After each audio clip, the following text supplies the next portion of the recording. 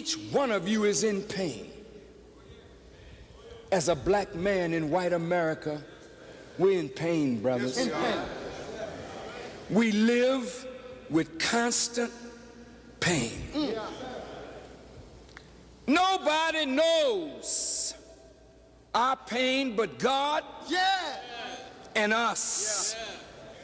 When you wake up in the morning and you look in the mirror and you know deep down inside you are as great as any man of greatness that you've heard about, read about, or seen in real life, you know you are as great as any one of them, possibly greater. But there's no avenue of opportunity to allow you to demonstrate your individual greatness. Then this breeds frustration. It breeds bitterness. It breeds envy and jealousy. You look behind us at the heavyweight champion of the world. As a black man, you know we have always loved our champions. Because it's something to watch a man in a ring deal and win. And you know that Evander Holyfield works hard to be who and what he is. He doesn't climb into the ring without having made a great sacrifice of time. And he's in pain. He puts his body through pain to condition himself for what he's about to face. For over 4 decades, Minister Farrakhan has been warning the black Americans about the American government. And right now, America is facing challenges, economically, politically, and also spiritually. This Minister Farrakhan has been talking about oppression in America, racism, and also unpaid labor amongst the black Americans. And on this video, we dive into the powerful perspective of Farrakhan shedding light on the challenges, pain, and problems the black Americans face in America. Farrakhan gives the damn truth about who the white people in America think and feel they are and why they treat the black Americans in such a bad way. Farrakhan talks directly to the black Americans and insists on warning them on all these challenges which are happening right now. So relax, sit down, subscribe on this YouTube channel and watch this damn video, and at the end, let's have a good discussion about this. Whenever somebody would come in to talk to black people, white folk would say, I don't want him disturbing my Negroes or my colored peoples. He's a troublemaker coming in to disturb our Negroes. They always used the possessive tense. This is why the Bible calls us the children of Israel. Of here denotes possession. We are the children possessed of Israel. Owned by, tied to, but not being used. They have no more jobs for us. You remember Reverend Jackson? They used to say, in heaven, every day will be like Sunday. It's like that now, only we in hell. Sunday was the day that we got off.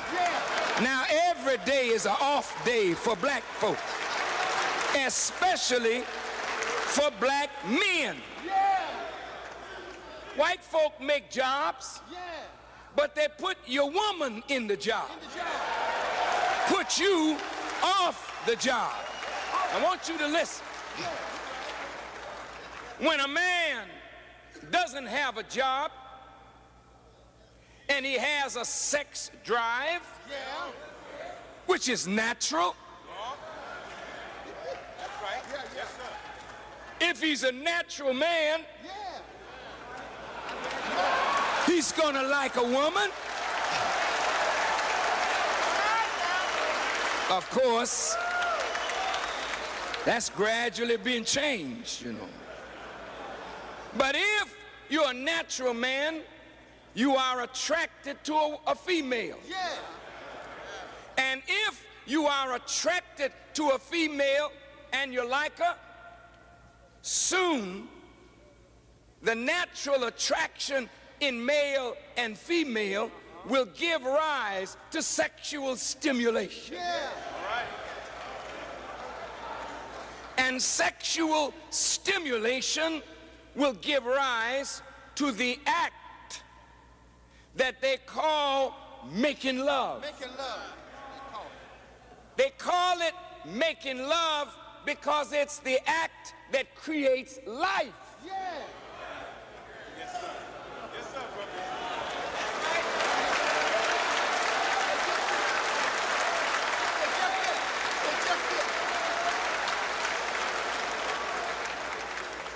But with us, it's not really a desire to create life or to procreate human species. It's a desire to have pleasure. And we know that the female God has made to give pleasure. But she's not to give pleasure to somebody who has not earned the right to pleasure by enduring the pain of being a producer. I want you to listen good. A man does not need pleasure if he's doing nothing. You know, recreation. Recreation. Recreation. Yes, sir. Recreation. Yes, sir. Recreation. Comes after work. Work. Not before work. Not in place of work. But recreation comes after work. Solace and comfort and consolation comes after struggle. Go ahead. When God made a man, he made the man to struggle. He made the man to overcome difficulty. He made the man to become a producer. He made the man to multiply, replenish the earth, and subdue it. He gave man power and dominion to carry out what God had ordained in the very nature of a man. And if a man does his job, God says, I'm going to give you a woman to help you do your job. But a woman can't help a man do nothing. A woman got to help a man do something. And if a man is a do-nothing man, he can never keep a woman, because a woman is made by nature to be your helper. A man doesn't need help to sit around and do nothing. Are you with me?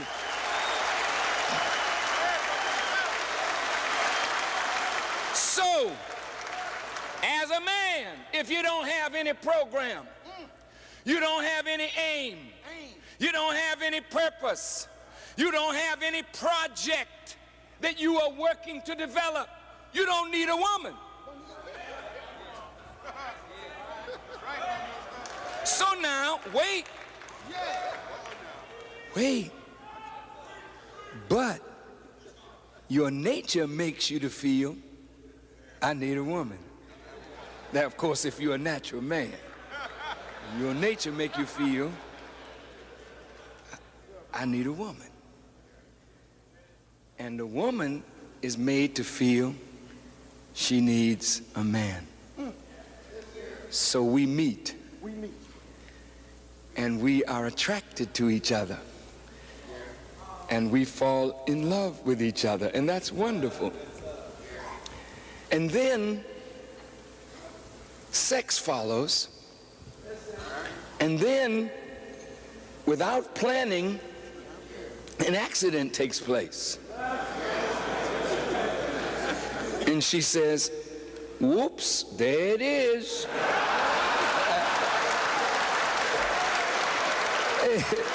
Hey, baby, I'm pregnant. I'm pregnant, baby. What you telling me for? You know what to do.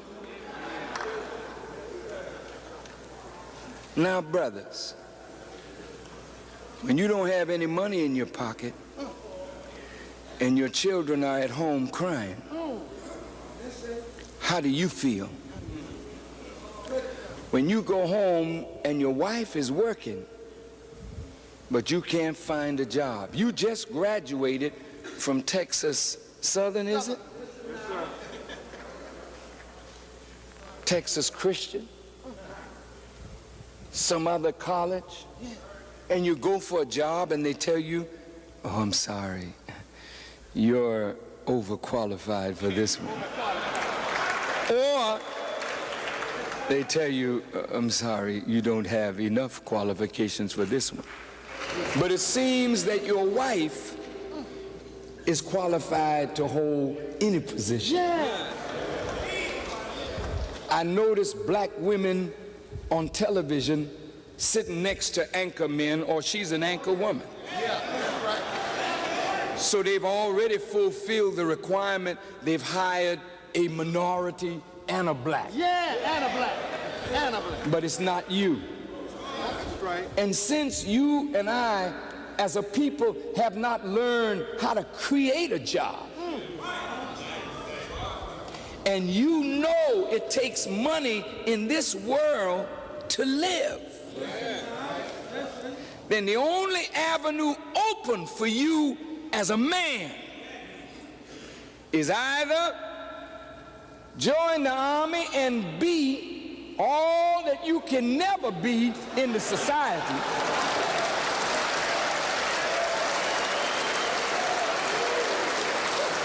so that you can be sent all over the world to fight for a democracy that you don't know anything about at home.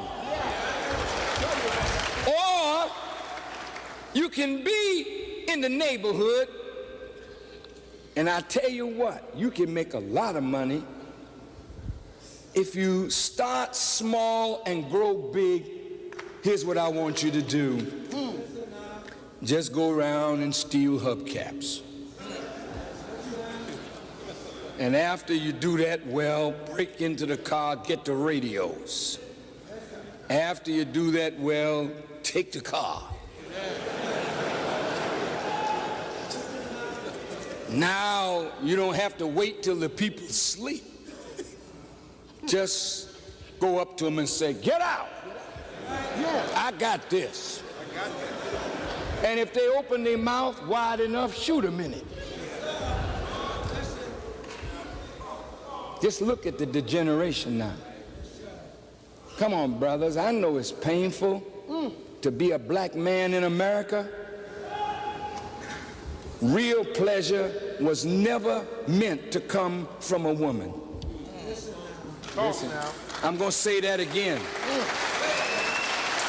Real pleasure was never meant to come from a woman. Women give men pleasure, but real pleasure comes from creative thinking and then seeing what you think come into reality by the work of your hands. That's real pleasure.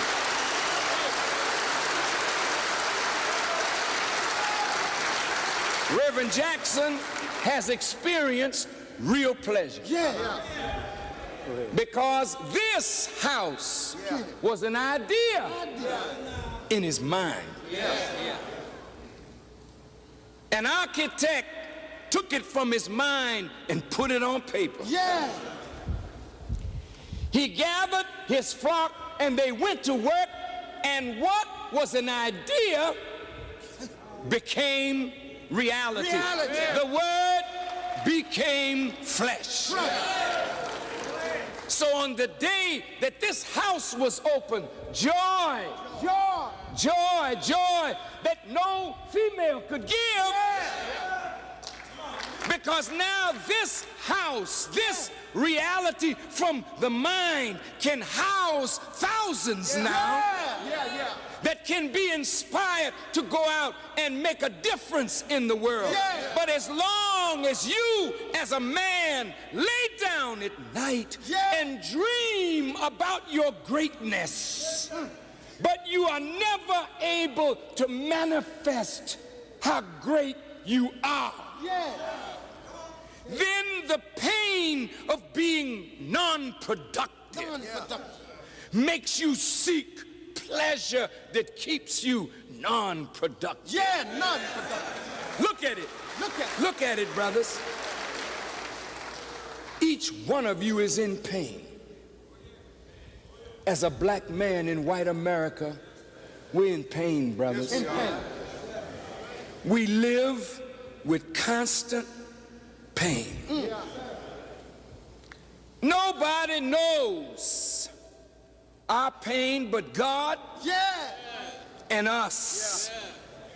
When you wake up in the morning and you look in the mirror and you know deep down inside you are as great as any man of greatness that you've heard about, read about, or seen in real life, you know you are as great as any one of them, possibly greater.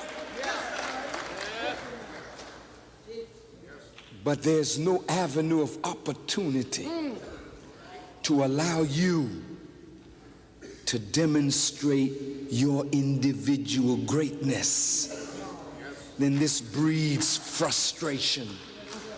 It breeds bitterness. It breeds envy and jealousy. You look behind us at the heavyweight champion of the world. As a black man, you know we have always loved our champions, because it's something to watch a man in a ring deal and win. And you know that Evander Holyfield works hard to be who and what he is. He doesn't climb into the ring without having made a great sacrifice of time.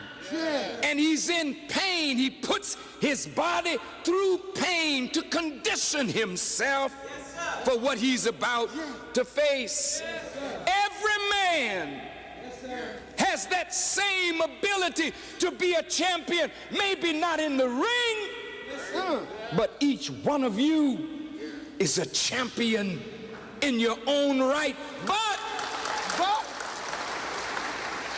if you have no way to show it, no opportunity to prove it, then we end up worshiping the champ rather than worshiping God. Or we end up being envious of the champ. Look at what he got.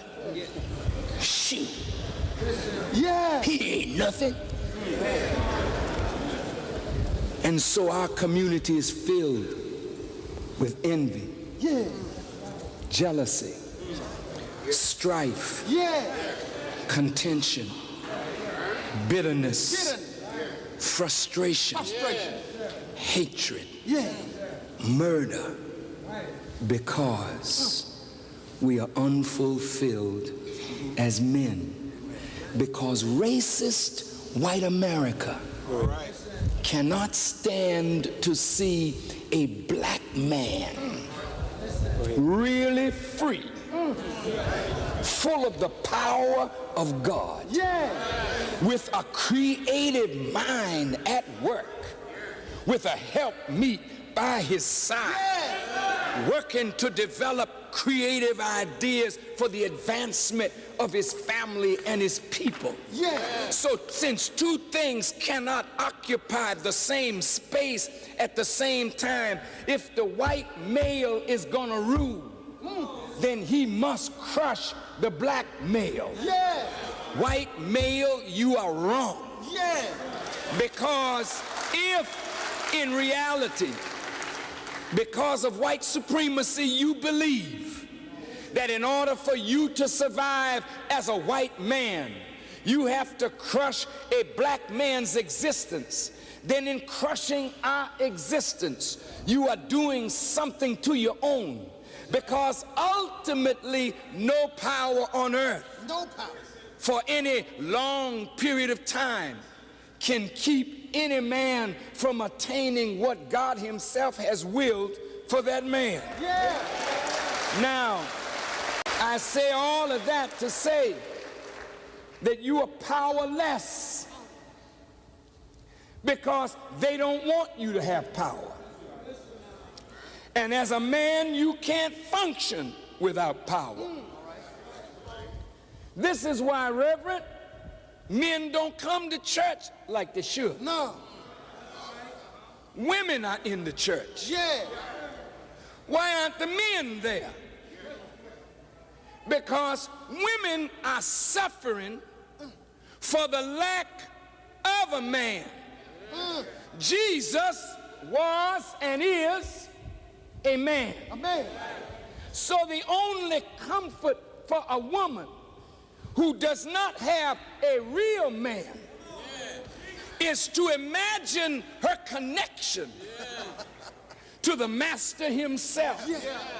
So she comes to church and she's so frustrated because she got 3, 4, 5, 6, 7, 8, 9, 10 children. Sometimes from 4 or 5 or 6 or 7 or 8 or 9 different men. Nobody to love her. Nobody to care for her and her offspring. So she just eats herself to death. She gets fat and out of shape. She's demoralized, dispirited, disenchanted. And she comes to church and the reverend tells her, Jesus is my rock. Jesus is a comforter. Jesus will do this. Well, the woman need a man to do something for her. So she get the Holy Ghost and run up and down the aisle.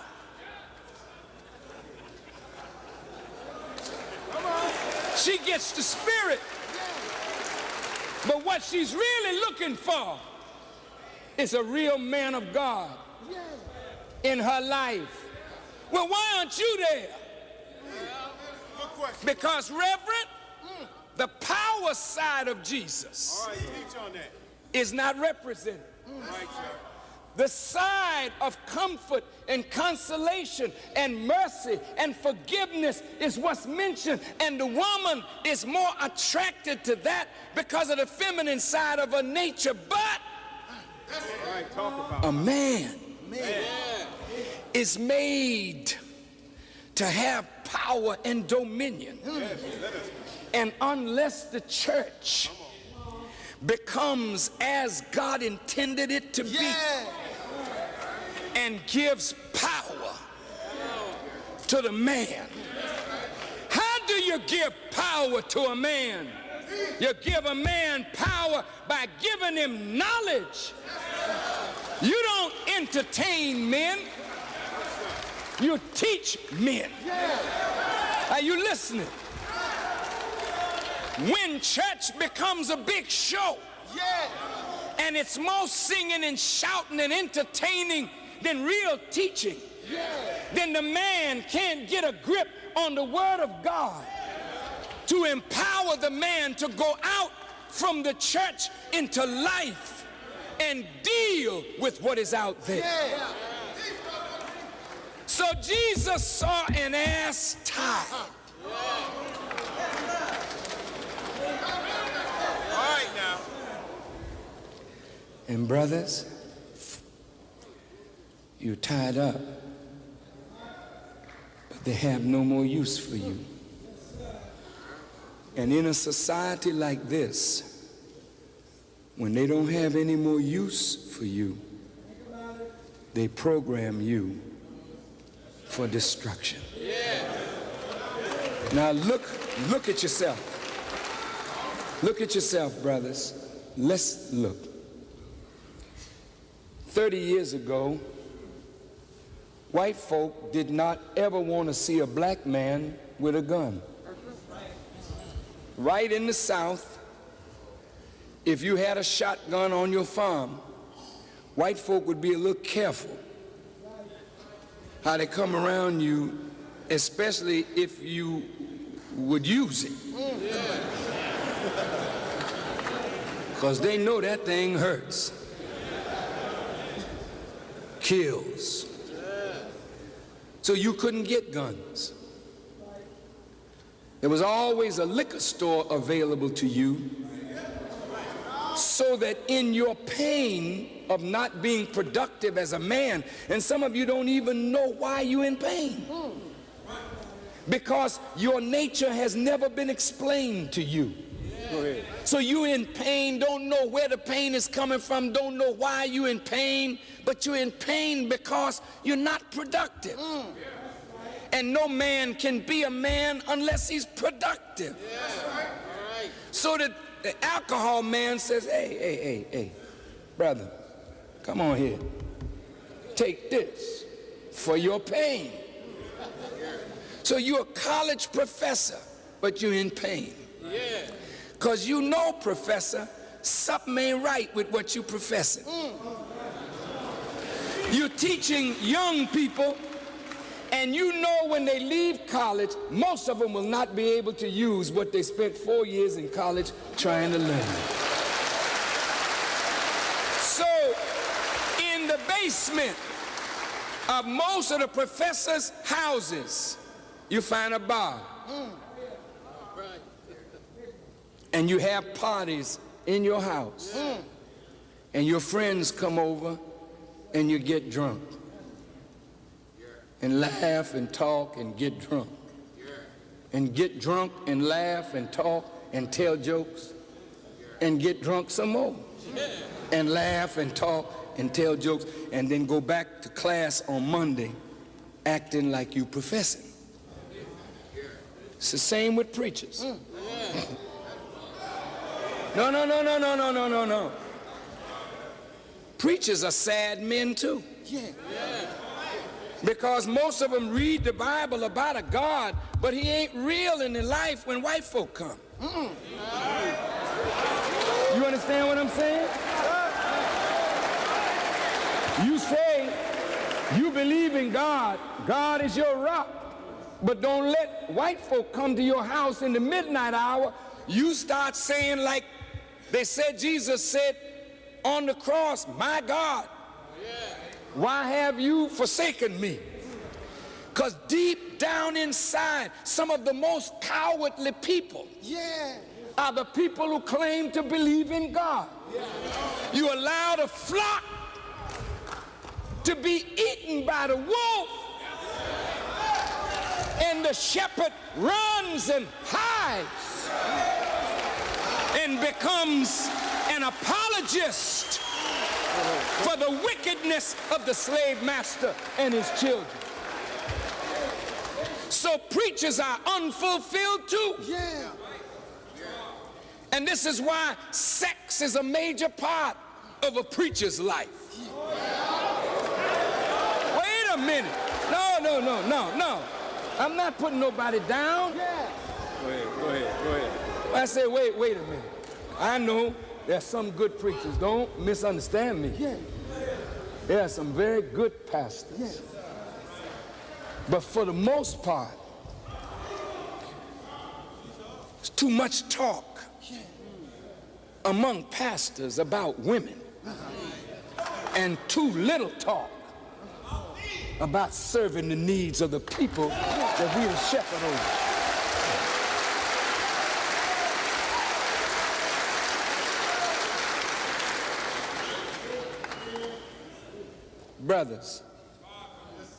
Brothers, we're all in pain.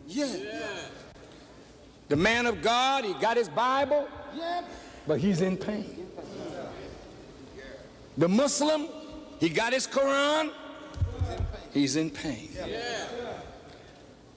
The agnostic ain't got no Bible, no Quran, don't believe in no God, but he in pain. Gangbangers in pain. All of us are in pain. And do you know, brothers, when you're in pain, your brain releases hormones that actually can deaden pain. This is why you could lose an arm and sometimes don't even feel it because the trauma has released something from the brain, and when you look and your arm is gone, then pain. But before that, you didn't even know it was gone. That's how powerful the brain is. But when your pain is so great that you deplete what the brain can give to comfort you, and your knowledge is so weak that it can't fire the brain up to produce more of what you need in a traumatic time, then here come the dope merchant. Hey, baby. Hey, try this. And we're in so much pain, brothers. After a while, reefer gets to be punk stuff. And you graduate from reefer, you have never been able to afford cocaine like white folks use it, in the powdered form. So some of them went in a laboratory and developed a very inexpensive, chemically produced coke that immediately goes to the pleasure center of the brain. And one hit of it hooks you. Now that's really something. So now crack is flooding our community. And each of you as men know, the more pain you're in, the more drugs you use, your personality begins to get distorted. You're no longer the same person that you were when you were natural or in a natural state. You become an incessant liar. And after a while, your mother and your father become objects to you, not your real parents that you should have love and care and tenderness for. But you see your mother's fur coat and you take it. You see something of value, you take it. And if they try to stop you, you, in the sad state of your mind, would kill your own mother, your own father, your sister, or your brother. Now the black community is filled with pain and filled with drugs. filled with pain, and no power, now filled with guns. Mao Zedong said, power grows out of the barrel of a gun. So when you put a gun in a powerless young black man's hands, he got his hand on something now that gives him power. He's hungry for power. The nature that the Bible said God created him in, God gave him in the beginning power. But the white man took away from you power. Now you're trying to get it back, but you don't know how. So they sell you a gun. You didn't go to the gun store and get it, because they wouldn't sell it to you at the gun store. But you got it on the market, the white market. And they sold you a weapon. And they knew you were not going to be involved in a drive-by shooting in the white neighborhood. You were not going to do carjacking in the white neighborhood.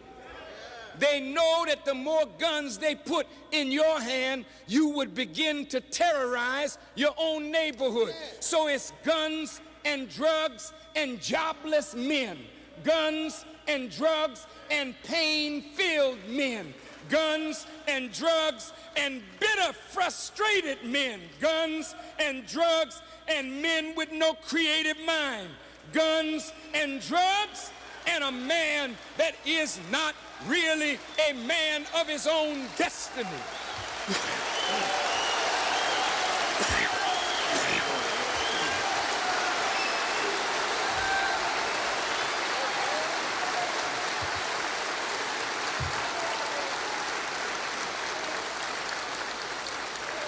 So, brothers, when you're like this,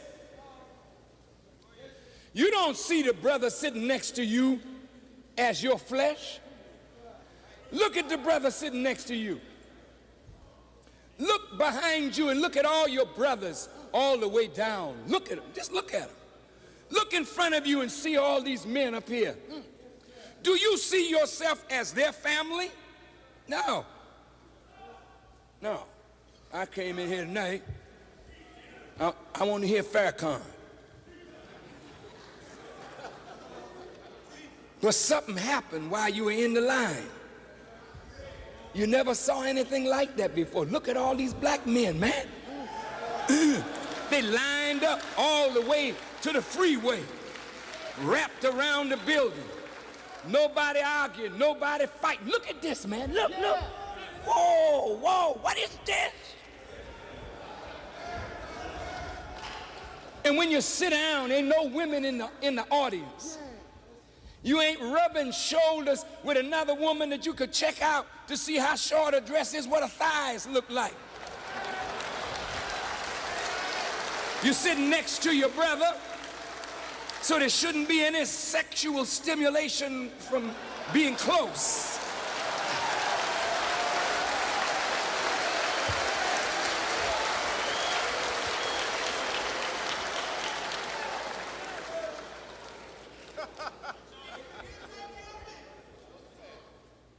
But out in the hood,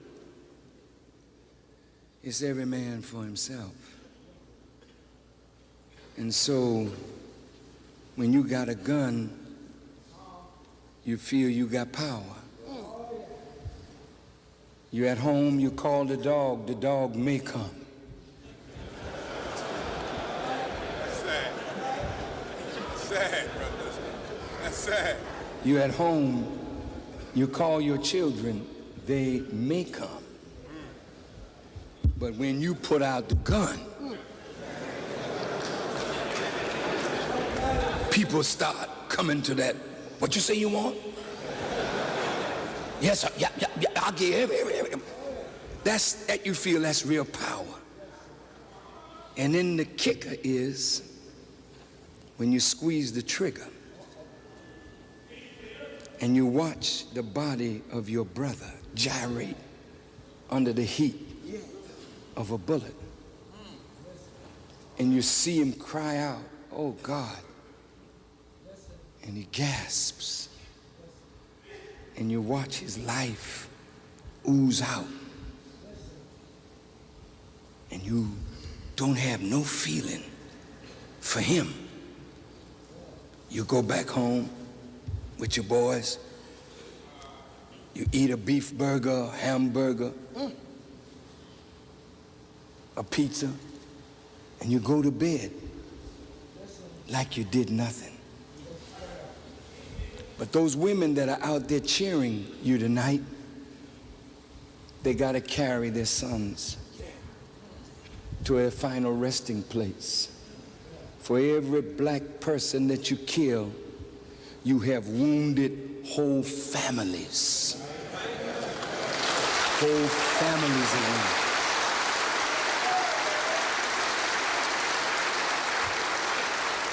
Then you set up vengeance in those that are remaining behind, so they're plotting now to get you.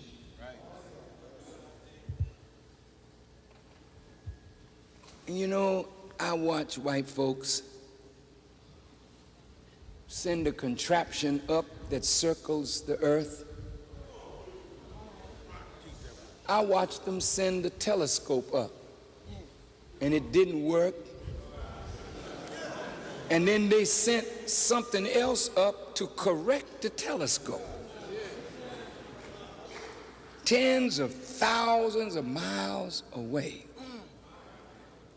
And you mean to tell me they can't correct a condition that is going on in every major city of America? Something is wrong. Now, brothers, you are programmed right now for total destruction. See, when they put out a movie called Boys in the Hood and show us to the world at our worst behavior, when they put a movie out called Menace to Society, and you see your brothers pistol whip a Korean woman, reach over the counter, shoot her, and then go home and take a video camera of it and sit down and laugh at it, and you in the movie laughing at it too. White folk have sent that movie all over the world. And do you know what's being done? White people all over the world and your own black brothers are looking at you through the lens of a movie camera, and they are saying, "My God, black people are terrible." The biggest industry in America today is prisons. They're going to build more and more and more. Who they building them for, brothers? It costs nearly $40,000 a year to keep you in jail. They're not interested in giving you education. They like you just like you are, so that 3 strikes, you in for life. And with 3 strikes, they've got a free worker. In other words, another plantation, brothers. You're a slave for the rest of your life.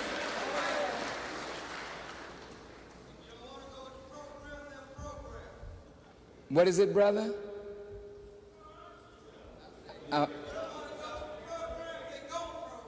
That's right. That's right. That's right. If you don't want to go with the program, they'll program. And so here you are, programmed for annihilation.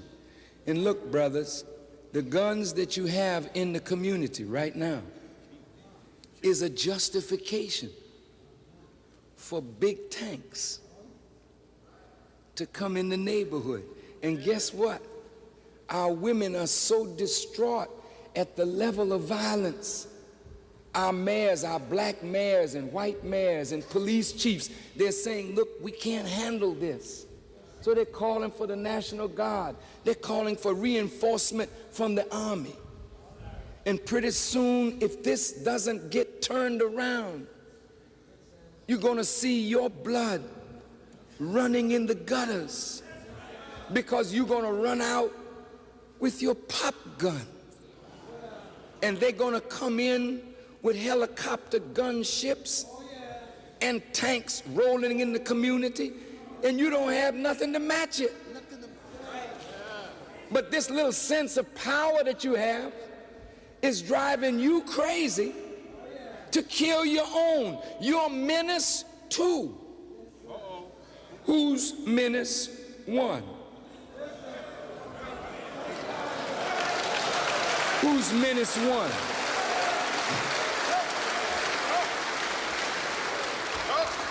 If I'm John the second, there gotta be John the first that I come from. If you are menace two, who's menace one? White males have menaced the earth, and now they produce you as a menace to who? To yourself and your own community. So what must be done? There was an ass tied. Talk about that. Talk about that. And a young colt was tied with the ass. And Jesus, when he met Peter and the disciples, he said, look, I know you're a fisherman, Peter, but I don't need you fishing in that sea. Follow me, and I'm going to make you a fisher of men. Because our people are in the sea of sin, and somebody has to go after them. But they like the water that they're in. So you got to bait your hook with something the fish like. But fishing with a hook is slow. So Jesus said, cast your net on the right side. Reverend, we got to come with the right stuff. These black men are not here tonight to be played with. They are here tonight because they want to change in their life and they want to change in their community.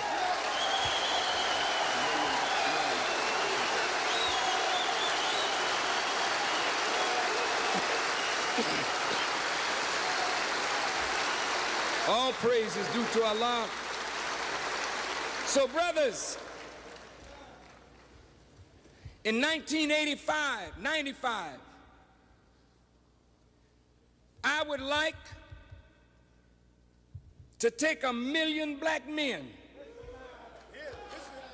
to Washington, D.C. Tell our sisters, our wives, our mothers, our grandmothers, sweetheart, this time, please stay at home. Mother, you have always stood for us, and we've never stood up for our families. But we're coming of age now, Mom. And we want to go to Washington and state our case. Our fathers, sweat, blood, and tears built this country. Our fathers and our mothers worked from can't see morning to can't see night with no pay to build the economy of the South, to fuel the economy and the industrial revolution of the North. Mother, wife, sister, auntie, baby. We fought in all America's wars for a freedom that we have never achieved. We fought in the Revolutionary War that made America independent of England. But we don't have any independence ourselves. We are dependent on white people to do for us what we have earned the right to do for ourselves. We fought in the Spanish-American War. We fought in the War of 1812. We fought in the Civil War on the side of the North and the South. We died right alongside of those fighting to maintain slavery. And those who said they were trying to maintain the Union, but in any case, after the Union was maintained, it was back to business as usual. We had congressmen and senators, and we had government representation. But the Night Riders and the KKK took it all away from us. Said, we don't want no niggers in the Congress. We don't want no niggers in high political office. So they killed us. They hung us. They burned us. And when they got in trouble, they called us again to fight in a Jim Crow army. Some of the older ones here that were in World War I, you know you fought Germany. But the German prisoners of war were treated better than the black soldiers who fought for America against Germany. Talk to me.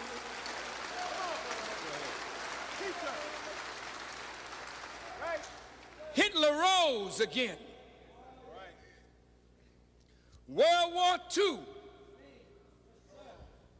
Black men died at Pearl Harbor. Black men died in Guadalcanal, in the Solomon Islands, in the Philippines, at Iwo Jima. Black men died in North Africa fighting the Germans. Black men died at Anzio Beach, at Palermo, at Naples, to free Rome, to free Paris, to free Europe. Damn it! We died to build America.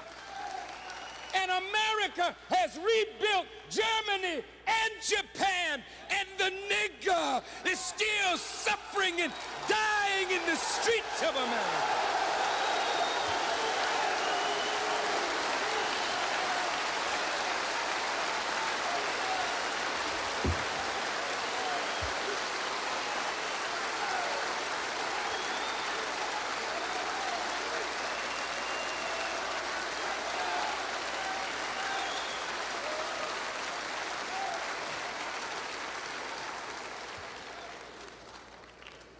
We tried to build black organizations to fight for our cause. We, along with whites, made the NAACP, the Urban League, CORE, SNCC. And what was the response of our government? Under J. Edgar Hoover and the counterintelligence program of the United States government, they treated us like we were aliens. sending spies and agent provocateurs in among all our black organizations to discredit our black leaders and cause us to fight and kill one another. The government did this using the dollars of our taxes. Martin King stood up to get us out of a segregated state.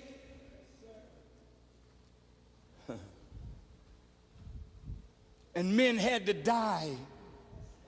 Women had to die just so others could drink at a fountain or go to toilet in a public place.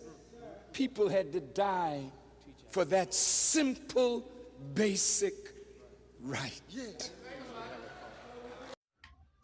And we are back. I hope the video was educative. If it was, please leave your comment and like this video. So let's dive into this perspective of the struggles and pain of the black Americans in America. Where do we start? Let's start on slavery. What do I mean by slavery?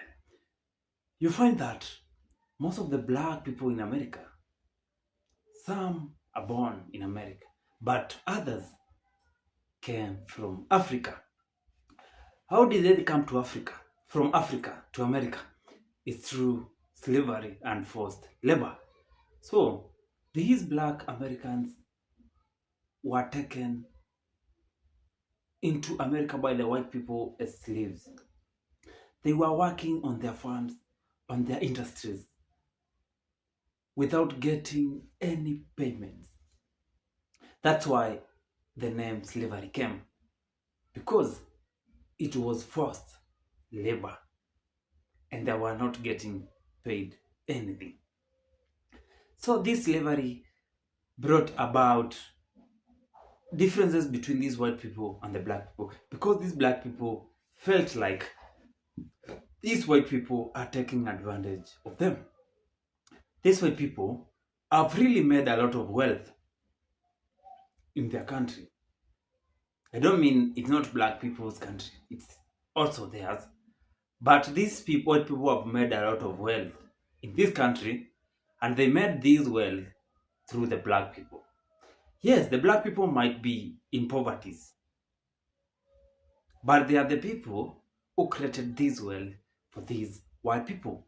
They were working day and night, ensuring that everything worked well. And remember, they were not getting any single cent just to make wealth for these people. Many white people,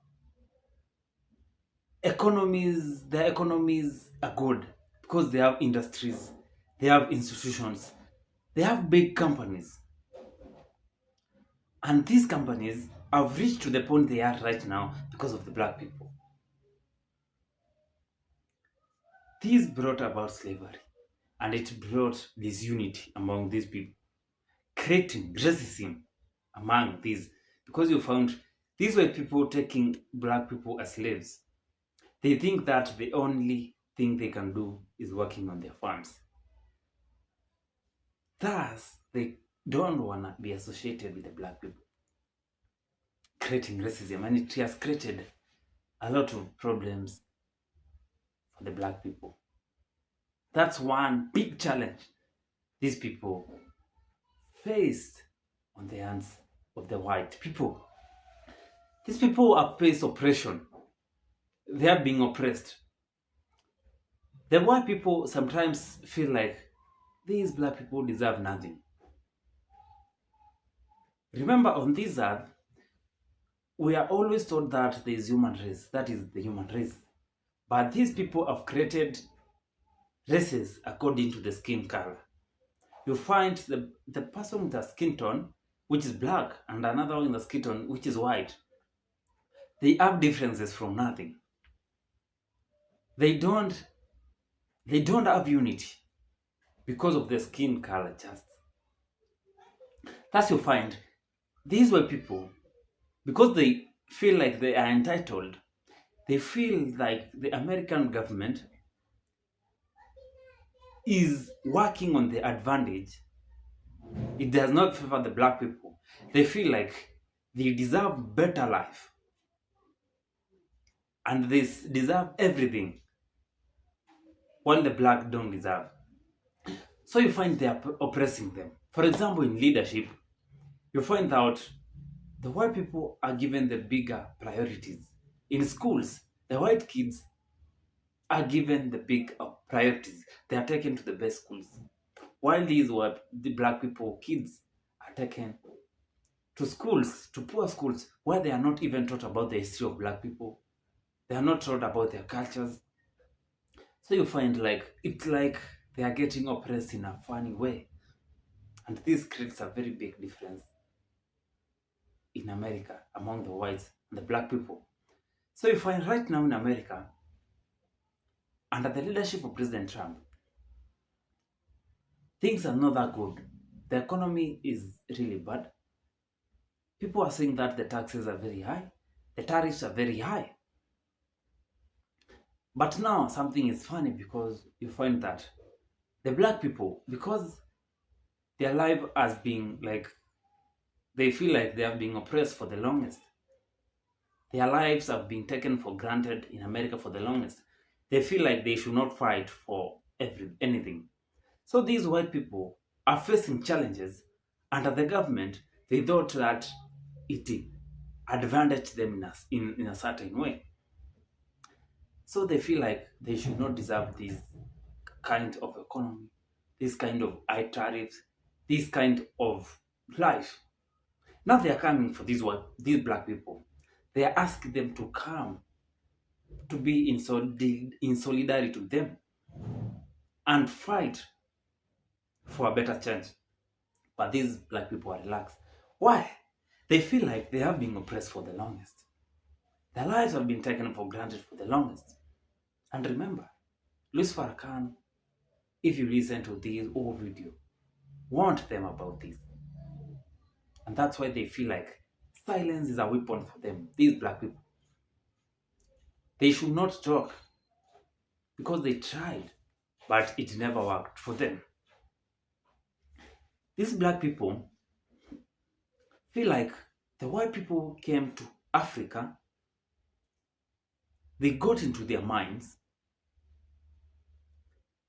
they took the best minerals and brought them into their country. They produced them, made a lot of wealth while leaving them in Africa with nothing. They colonized them. They made their life be in poverty. Though they want who should have that wealth because they own these good things. And that's why it feels like the black people have faced most challenges in America. Okay, let's talk about soldiers in America. You find that when a black man is walking down the street, sometimes they are always in doubt whether they are in the right place.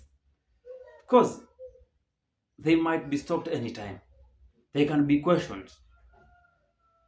They can be told that they are in the wrong. Why? Because it feels like the black people are taken as criminals, are taken as wrongdoers, are taken of people who are in the wrong country. And remember, Louis Farrakhan tells the black people that they are the origin of life in this world. And he says that if the white people came before the black people, he thinks that in this world there will not be any black person. Because it feels like the white people are entitled as if the world is theirs, like America is theirs. That's why he teaches these black people to encounter, to fight these oppressions, slavery, unpaid labor problems in America. So for all these years, Louis Farrakhan has been telling the black people the truth about what's forthcoming. He has not lied to them. Many people have felt like Louis Farrakhan was just talking for the sake of talking.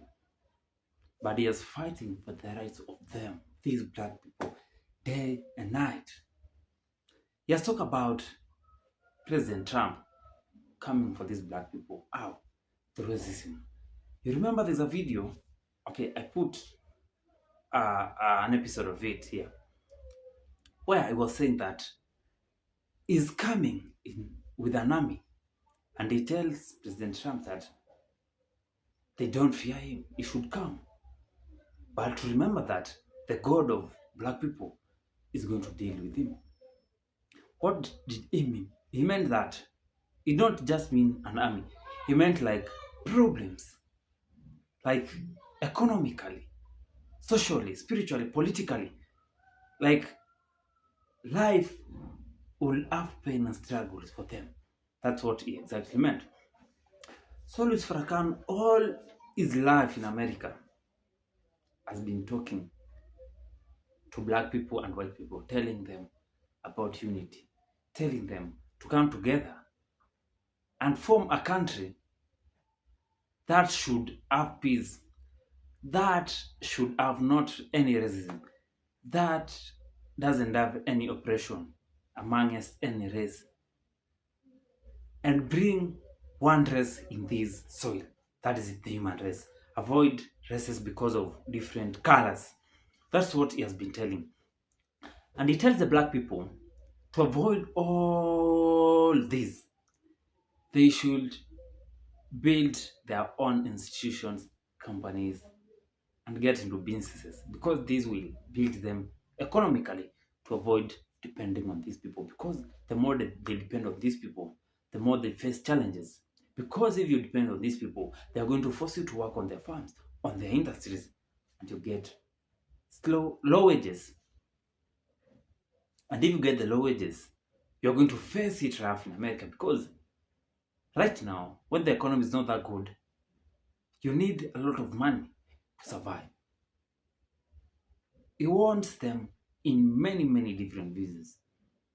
He tells every black person, every white people, they should understand that treating each other person in a bad way is punishable before the house of God. He said that every person was created in the image and likeness of God. He advises them to treat each person as their brother, as a sister. These are words from him. These are not my words. And if you listen to this video keenly, you understand all these problems faced by black people are under the white people. So please comment down there. What do you think should happen to create bigger unity among these white people and the black people, these white soldiers and the black people, any person in America, to bring togetherness, to bring one country, and to bring one race? Make sure you like this video, and also make sure you subscribe to this YouTube channel. Make sure you share this video, and let's meet on the next video.